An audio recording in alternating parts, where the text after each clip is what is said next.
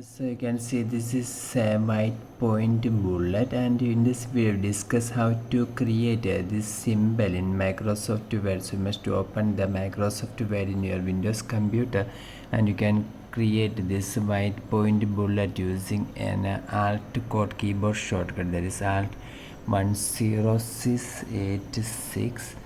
Okay, I'll show you how to create this. So for after opening the Microsoft Word in your computer, you must go to your computer keyboard, and suppose if your number is off, you must turn on the number lock. Now you can see an Alt key on the left side of the space bar. You must press and hold this Alt key.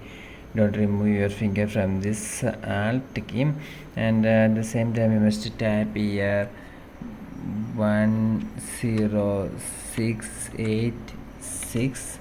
After tapping that, you can release your finger from this Alt key, and you can see that this symbol have been arrived. Hope this video is useful. For more videos you can subscribe. Thank you.